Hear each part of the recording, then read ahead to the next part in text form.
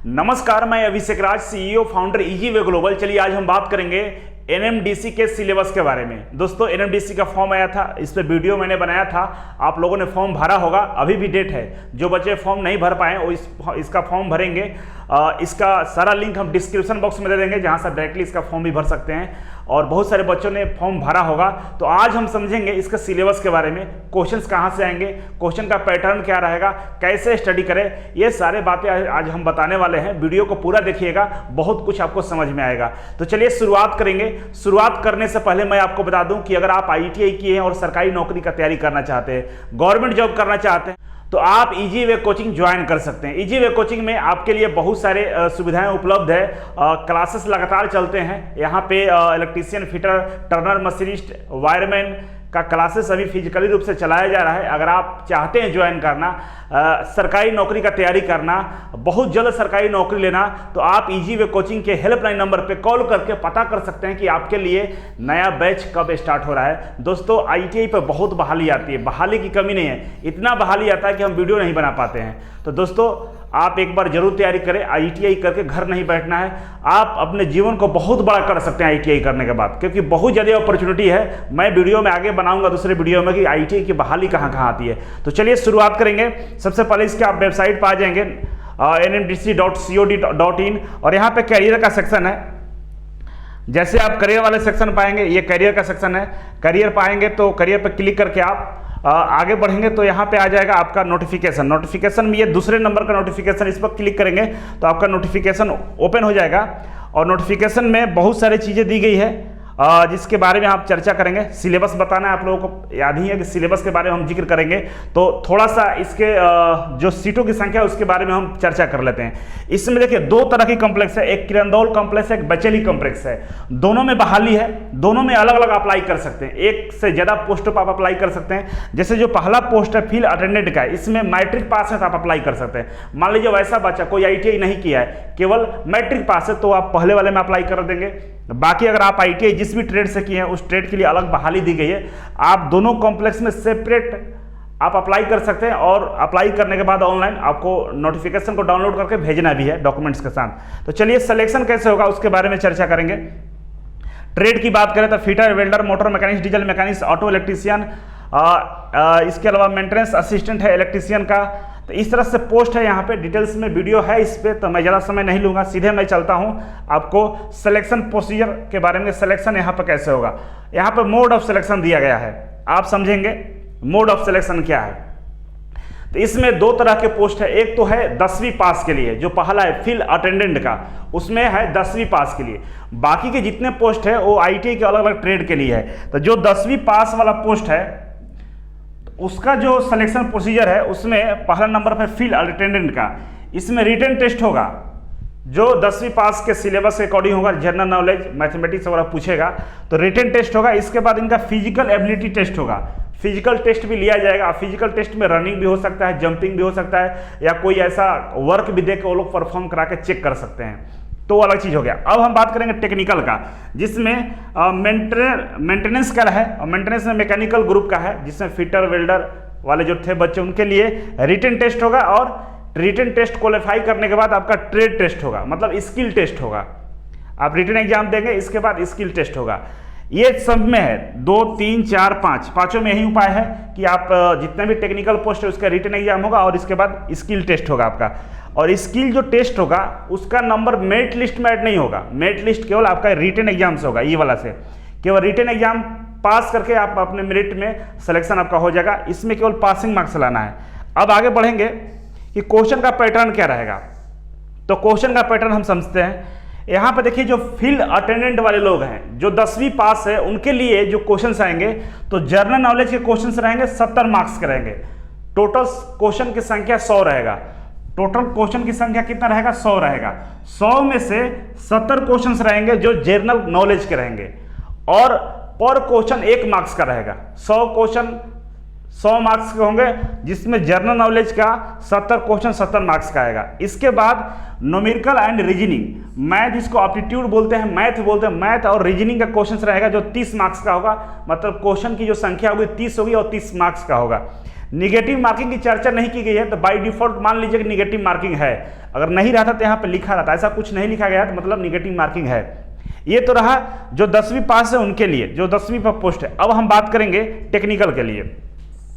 तो 5.3 के बी में टेक्निकल के बारे में यहाँ जिक्र किया गया है। अब टेक्निकल वाले जो पोस्ट है उनके लिए 2 पार्ट में पेपर आएंगे, पार्ट 1 और पार्ट 2 करके। देखिए ये पार्ट 1 है और पार्ट 2 है।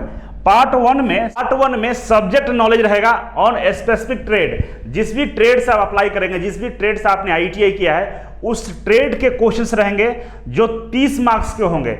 इसमें भी क्वेश्चन की संख्या टोटल 100 रहेगा, 100 क्वेश्चंस रहेंगे 100 मार्क्स के, जिसमें टेक्निकल आपके ट्रेड का 30 क्वेश्चन रहेगा 30 मार्क्स का।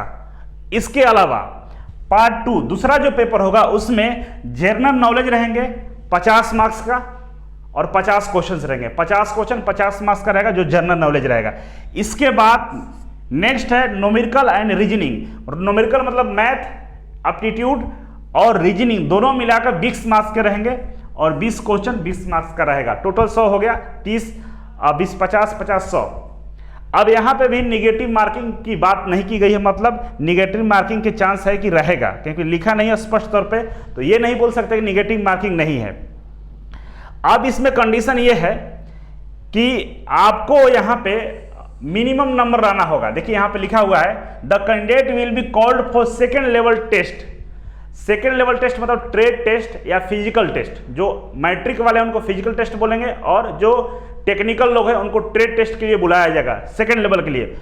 उसमें जाने के लिए कम से कम आपका, अगर आप SC ST हैं, PWD है तो 40 मार्क्स होना चाहिए, OBC के लिए 45 मार्क्स होना चाहिए और जर्नल और EWS के लिए 50 मार्क्स होना चाहिए। इसके बाद आपको बुलाया जाएगा जब रिटन एग्जाम पास कर लीजिएगा, लिखित परीक्षा पास कर लीजिएगा, तो आपको स्किल टेस्ट के लिए या ट्रेड टेस्ट के लिए बुलाया जाएगा।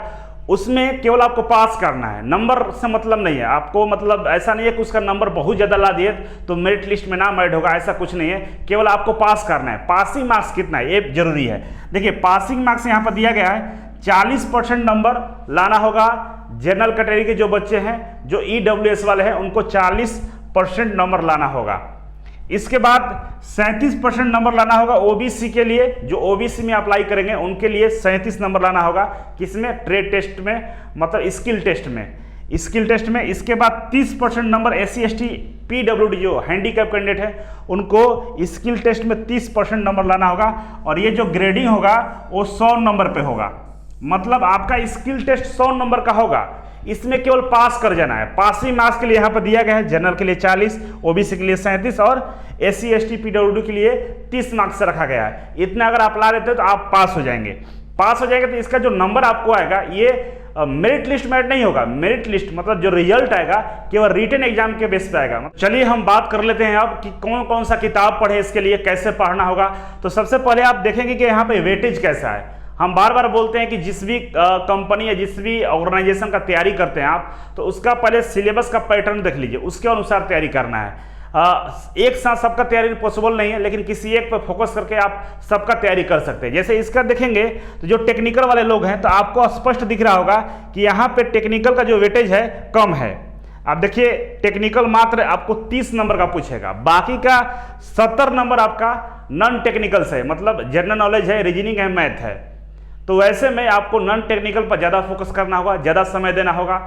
तो आपको मैं बता दूं कि जो जनरल नॉलेज है जिसमें 50 नंबर के क्वेश्चन आ रहे हैं, 50 क्वेश्चन रहेंगे, 50% वेटेज है, तो जनरल नॉलेज पे ज़्यादा फोकस करेंगे। उसके लिए आप लूसेंट खरीद सकते हैं। लूसेंट का बहुत सारा किताब आता है, साइंस वाला भी रहता है, लेकिन आप जनरल नॉलेज वाला खरीदिए। जो जनरल नॉलेज होते हैं ये आपका प्रैक्टिस का चीज़ होता है, इसका कोई अंत नहीं है, कोई सिलेबस नहीं है, जहाँ से मन करे वहाँ से पूछ सकता है। तो इस पे यही कर सकते हैं कि लूसेंट को सीरियसली टॉपिक वाइज मेमोराइज करने का प्रयास कीजिए। इसके अलावा ट्रेड की बात करें तो ट्रेड यहाँ पर 30 नंबर का है, तो ट्रेड के लिए हम कहेंगे कि पूरे NCVT का सिलेबस से पूछेगा, मतलब आपका ट्रेड पर भी पूरी तरह से कमांड होना चाहिए।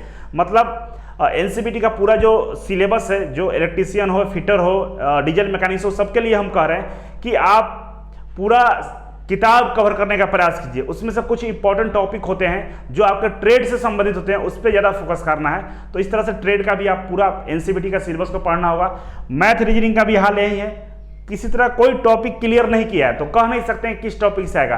तो मैथ रीजनिंग का देखा जाए तो दोनों का अलग अलग टॉपिक होता है, दोनों में 20-20 टॉपिक है, 20-20 टॉपिक दोनों में कवर कर लेंगे तो मैथ रीजनिंग भी कंप्लीट हो जाएगा। मतलब कुल मिलाकर ये मत सोच लीजिए कि बहुत जल्दी से तैयारी हो जाएगा, समुद्र दे दिया है यहाँ पे, इतना क्वेश्चंस आएंगे, ना मैथ का सिलेबस है ना रीजनिंग का सिलेबस है, नॉन टेक्निकल में जनरल नॉलेज, ये एक बहुत बड़ा समुद्र है, महासागर है, जहाँ से आपको क्वेश्चंस को रिमेंबर करना होगा।